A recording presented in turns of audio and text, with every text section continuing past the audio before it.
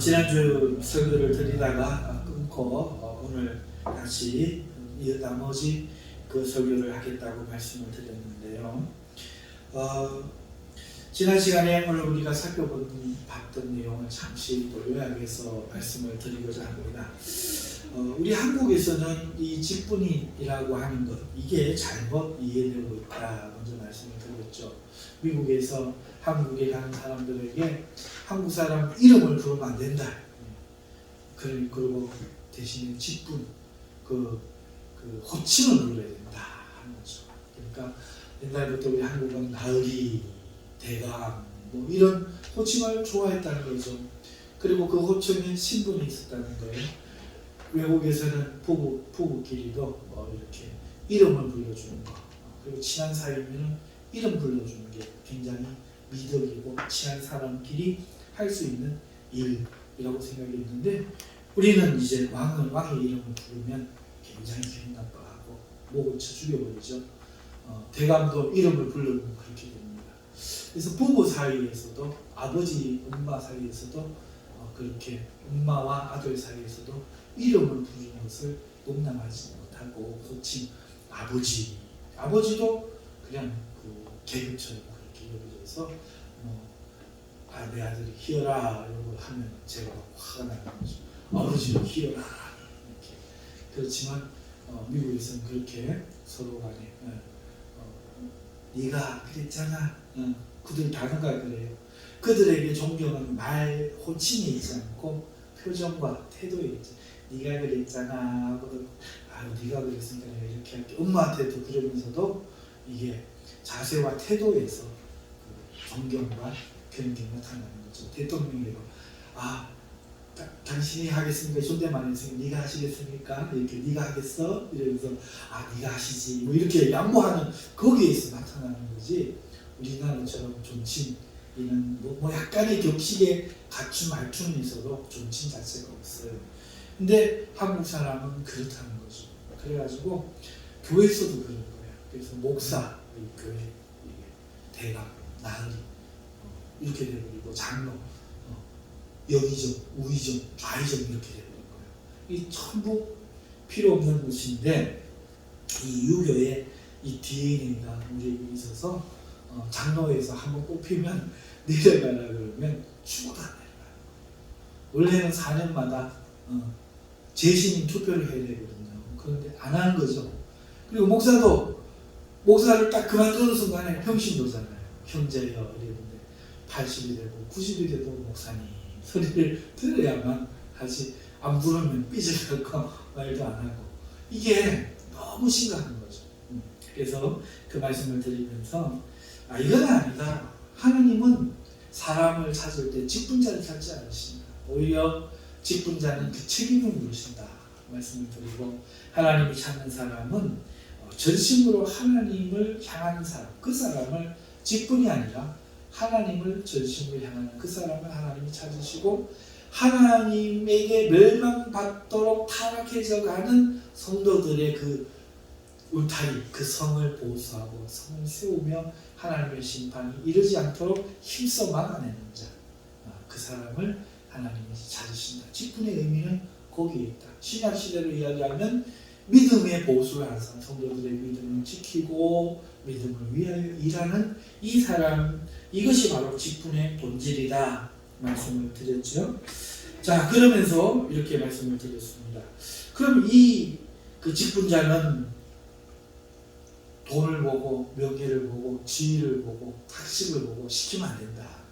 이 사람은 자원하는 사람이 됩니다. 선한 일, 성도를 돌보고 믿음의 일을 돌보고 하나님의 교회를 사랑하기를 힘써 원하는 사람을 보고, 성도들이 그가 원한다고 해서 되는 게 아니라 성도들이 그 사람을 보고 판단하고 추천하는 사람들 중에서 선택해야 되지, 그렇지 않고 강도, 장로를 세우고 목사를 세우면 교회는 망한다 말씀을 드렸고, 한국 교회가 침체되고 망해가는 이유에는 장로들, 목사들 탓이 너무나 크다. 왜? 이거를 신분으로 보고, 그리고 이거를 학식과 이런 것을 도전해서 교장이기 때문에, 의사이기 때문에, 판사이기 때문에 받았기 때문에, 돈이 있다고 돈을 낼 수 있다고 받았기 때문에 교회가 교회 본질을 잃어가는 것이다 말씀을 드렸습니다. 그래서 감독이 될 자는 선한 일 때문에 집중자가 되는 것이 아니라 선한 일 때문에 그 자원하는 그러한 사람이 되어야 한다. 그리고 세상과 교회에서 책망할 것이 없는 그런 사람이어야 된다 말씀드렸습니다. 감독에게 중요한 것은 한 여자의 남편이 되어야 한다라고 말하고 있는데, 이거는요 이 사적인 삶이 공적인 이 감독의 삶에 영향을 주지 않도록 하는 거예요. 결혼하지 않았으면 그 결혼하지 않은 문제 때문에 감독직을 제대로 하지 못하거나 하더라도 많은 문제가 벌어질 수 있어서 그것이 사적인 삶 때문에 방해가 되지 않는 사적인 삶이 온전한 사람을 세우라 하는 뜻일 것이고요. 그리고 감독에게는 능력이 중요한 게 아니다. 심지어 영적인 은사도 언급하지 않고 있다.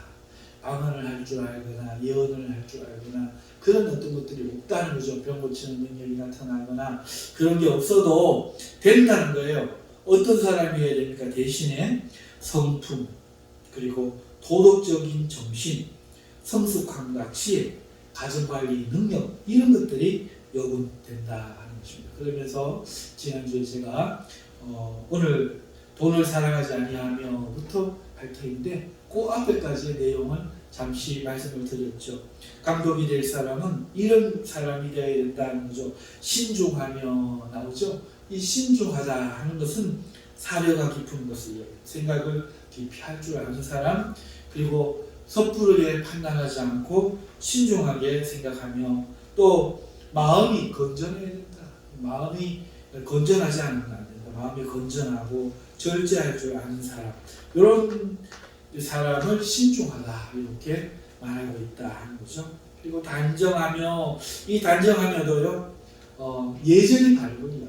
예절이 바르고 행동이 고결하고 마음의 영예를 알고 영예로울 줄 알며 질서 있고 균형 잡히고 존경할 만한 그런 성품, 높은 곳을 지향할 줄 아는 그런 사람을 단정한 사람이라 이렇게 말하고, 또 나그네를 대접하며 라고 말하고 있어요. 이 말은 낯선 손님을 환대한다는 말인데, 나그네, 낯선 사람이잖아요. 여러분, 낯선 사람이면 다 배척하기 쉽죠. 무슨 전염병 가지고 오지 않을까, 우리 동네에 무슨 문제를 일으키지 않을까, 이런다는 거죠. 감독이 만약에 그렇게 돼 있으면 교회 누가 왔을 때 배척하게 되죠. 배타적이 되게 되죠. 그러면 안 된다는 거예요. 그래서 나그네를 대접하는 사람, 마음이 다치지 않은 사람, 폐쇄적인 사고를 갖고 있지 않은 사람, 적극적이고 열린 마음을 가지고 있는 사람, 이런 사람이 감독이 되어야 한다 하는 것이고, 또 가르치기를 잘하며 라고 말하고 있어요. 성경을 잘 이해하고 잘 가르칠 수 있는 자질, 성경을 잘 알고 있어야 될 뿐만 아니라 잘 가르칠 수 있는 자질이 되어야 한다는 겁니다. 오늘 전사님이 소개를 어떤 영상을 보다 보니까 어떤 그 산부인과 의사 선생님이 이 코로나 백신을 맞으면 그 몸속에 뭐 벌레 같은 것들이 생긴대요. 모더나 특히 백신 맞은 이 산부인과 의사가 몇백만 원짜리 현미경으로 그거를 자기가 사진을 다 찍어놓고 그렇게 했다면서 교회에서 그 이야기를 하는데, 그 이야기가 나오기 이전에 이 산부인과 의사가 아프리카에 있는 그 사는 주 흑인 부부인지 흑인인지 아프리카에 사는 사람 부부의 아기를 인공 수족을 통해서 갖게 해주는 그 일에 대한 소개를 하는데, 이 사람이 에이즈를 검사를 하지 않고 해준 거예요. 비용 줄여주려고. 우리나라는 원체 물가가 비싸니까. 그런데 아이가 임신됐고 했는데 독실한 크리스찬들 같은데 그만 에이즈 보균자인 거예요. 그래서 부인 바람을 피웠냐, 뭐 동성애자냐 물어봐도 부인은 절대 그런 일이 없는데 에이즈 보균자인 거예요. 그 아이도 에이즈 환자가 되어버렸죠. 태어나자마자 그렇게 될 운명이 처했죠. 남편을 불러서 남편에게도 부인에게 물어봤는데 남편 당신도 알아야 될 것 같아서 물어보니까 자기도 그런 일이 없고 자기도 묵시한 그리스도인이라고 하고 또 검사를 했더니 음성의 외주 환자가 아니에요. 그러니까 남편이 아내에게 옮겨준 게 아니라는 거죠. 어디서 어떻게 왔는지는 알 수가 없어요. 그런 상황이 되었는데 중요한 건 이 남편이 이 아내를 데리고 돌아가서 고국에서 살 방도를 가지고 이렇게 됐지만 문제는 이 산부인과 의사가 해석하는 거죠. 왜 이런 일이 벌어졌냐. 큰일 났다. 내 잘못으로. 내가 검사를 했어야 되는데 내 잘못으로 온 가족이 에이즈에 노출되어 버렸다. 어떻게 되느냐.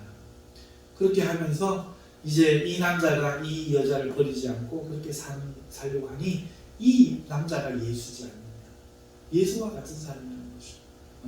그러면서 내가 이렇게 실수한 것도 이 가정에 이 아이를 주기 위해서 하나님이 이렇게 하신 것 아니냐 이렇게 이야기를 해요. 제가 그 이야기를 듣고 있다가 마음이 아픈 게 만약에 그렇다면 신약 에덴 동산에서 하나님이 아담이 선악과를 따먹은 것도 우리가 하나님 자녀되고 구원받기 위해서 하나님 영광 드러나기 위해서 그렇게 된 것 아니냐 이렇게 해석을 해볼 수가 있다는 거죠. 그러면 하나님이 죄짓게 하는 되죠. 그럼 죄짓게 하는 하나님이 처벌하실 수 있나요? 그거 아니거든요. 하나님은 진짜 따먹지 말기를 바라셨죠. 하나님은 이 에이즈 환자가 에이즈병이 안 걸리기를 처음부터 원하셨죠. 검사하기를 원하셨죠. 그런데 내가 실수한 거예요. 내가 실수한 거죠. 그래 놓고는 좋은 일이 생겨서 이렇게 됐다고 우리가 하나님 아들도 구원받기를 그때 사람과 잘 따먹었다고 그게 하나님 뜻이라고 이건 안 되죠. 맞죠? 그러니까 하나님 뜻은 분명한 거예요. 선악과를 따먹지 않고 죄를 범하지 않고 그로 인해서 많은 사람들이 죽지 않고 고통당하지 않는 것 그게 하나님 원하셨던 거죠. 마찬가지로 오늘 이 여자와 이 가정에게도 의사로서의 소견을 다해서 돈 아끼려고 하지 말고 책임을 다해서 책임진 자니까 검사에서 막는 게 하나님 뜻이었다는 거죠. 그런데 그 일이 벌어졌어요. 그런데도 불구하고 하나님의 은혜를 베푸셔서 그 남자로 하여금 살아가도록 베푸신 거지. 그거를 그렇게 됐다고 해서 아이고 내가 이러려고 죄를 지었나 보다 이런 해석을 하면 안 된다는 거죠. 그러니까 성경을 잘 가르치고 성경을 잘 알아야 되는 게 얼마나 중요한지 모르겠어요. 그렇죠? 어거스틴이 죄가 깊은 곳에 하나님의 은혜도 깊다 했던 말이 죄 지으라는 얘기가 아니거든요. 죄는 지으면 안 되지만 죄를 지었더니 하나님의 더 큰 은혜가 임하여서 하나님의 지고지순한 사람이 더 깨닫게 되는 계기가 본인에게 되어서 그런 고백을 했다 할지라도 그가 지은 죄는 옳지 않죠. 죄 지어도 된다는 얘기가 아니라는 거죠. 그러니까 성경은 이렇게 잘 해석하고 잘 가르칠 수 있는 그 하나님 주신 자질이 있어야 한다. 이게 가르치기를 잘하며라는 뜻이에요.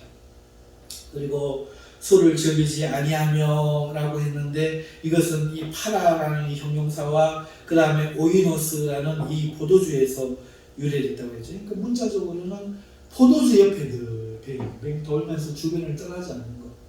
그래서 이 말이 술독에 빠져 사는 사람, 입에서 술을 떼지 않은 술 주전뱅이를 의미하는 거예요.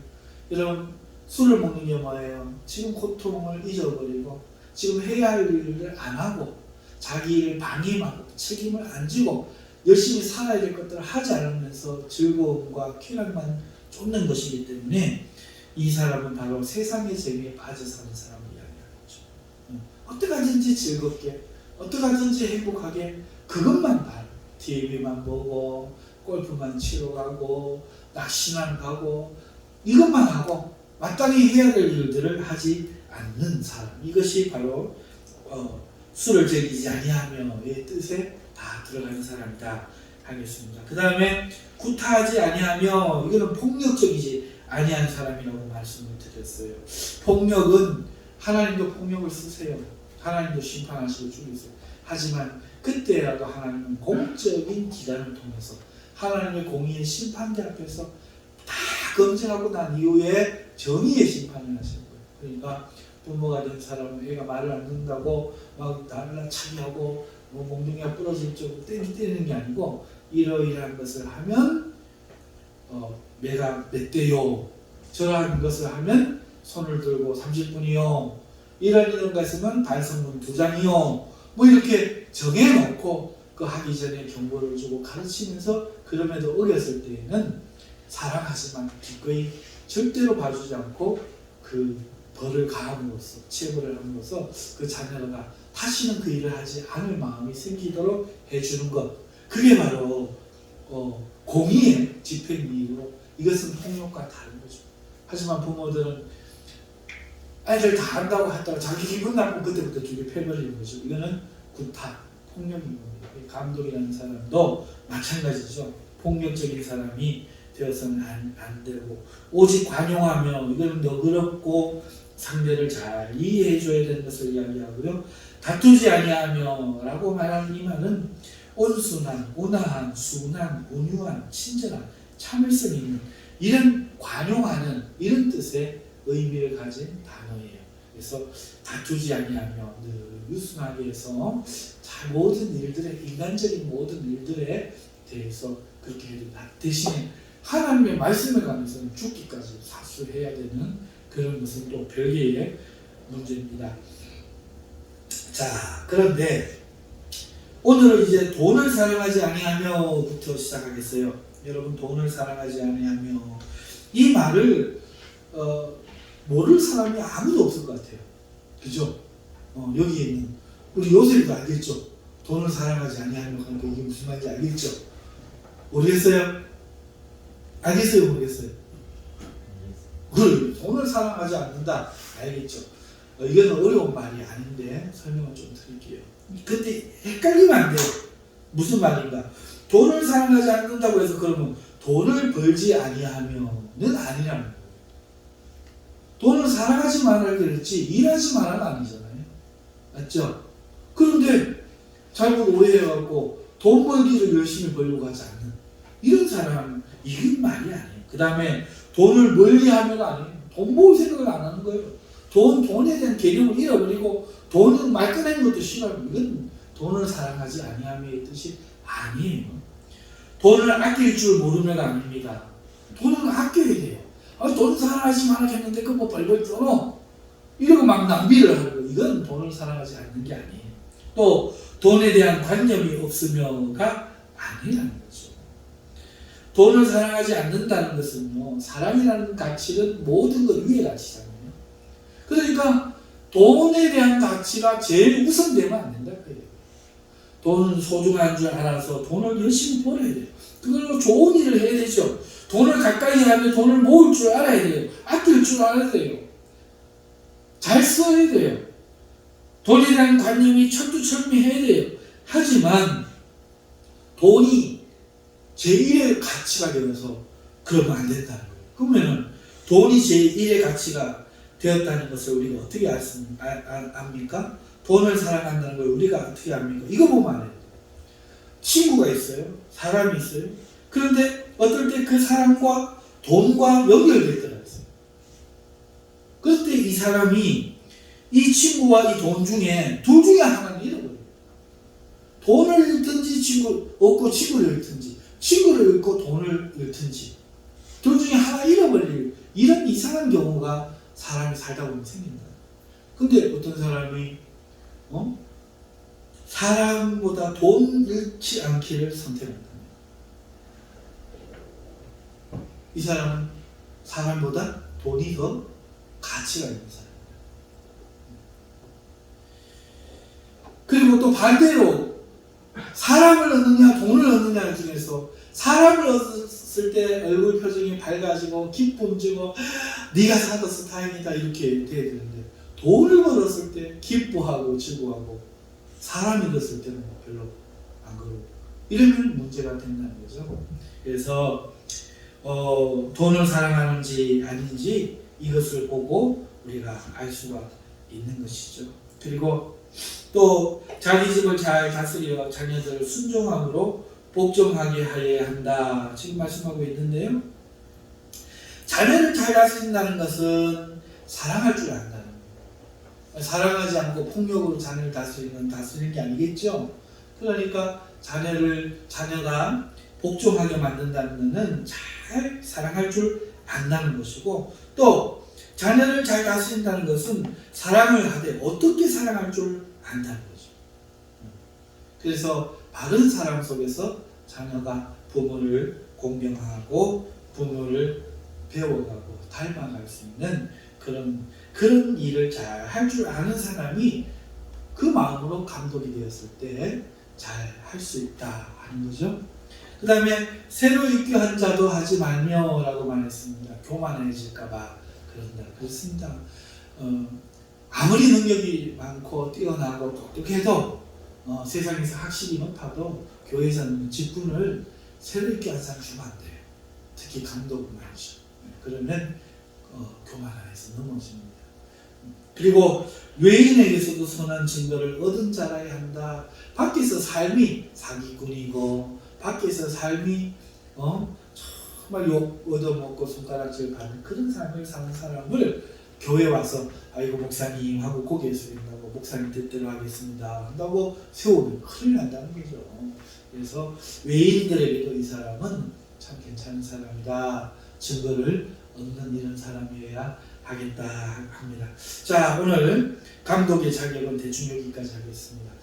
감독이라는 직분, 이 감독이라는 직분은 벼슬이 아니다. 고침이 아니다. 이것은 선한 일을 사모하는 사람이 하나님의 복을 받는 성도들을 지키기 위하여 그 성도들의 허물어져 가는 것을 메우며 그것을 믿음을 다시 쌓으며 선한 일을 하기 위해서 자원하는 사람들에게, 책망할 것이 없는 사람들에게 맡겨주는 하나님 나라의 거룩한 임무, 사명이다 하는 겁니다. 하지만 이것을 말씀을 드렸고 마지막으로 이제 결론적으로 한마디 더 덧붙여서 할 거는, 이 말씀을 볼 때 이 부족한 정도 많이 지금 거의 대부분 해당돼요. 참 부족해요. 그러면은 이런 생각을 합니다. 말씀을 준비하면서 하나님, 나는 여기에 보니까 감독이 되었으면 될 사람이 아닌데 어찌하라고 나 같은 자를 이렇게 감독으로 세우셨습니까? 하나님, 저는 어찌해야 됩니까? 하고 기도할 수밖에 없죠. 그때 하나님이 제 마음에 이런 생각을 줍니다. 그래, 자격으로 보면 안 되지. 그러니 이것은 감독 커트라인 시키라고 준 커트라인 교육 굴레가 아니고 이렇게 되기를 노력하라고 준 사랑의 명령이다. 이 마음을 주셔요. 사랑하는 성도 여러분, 이걸 가지고 우리가 남을 판단하고 저희 감독이 될 수 있니 없니 판단하지 말고 오늘 우리의 모습이 이래야 된다 하는 것을 알고 이렇게 나아가야 할 줄 압니다. 오늘 이 모습 속에 우리 예수님 모습이 보이는 것 같지 않습니까? 예수님께서는 벌을 할 때는 벌을 하셨죠. 아닌 건 아니라고 하셨죠. 싸울 때는 싸우셨죠. 하지만 한 번도 폭력적이지는 않으셨어요.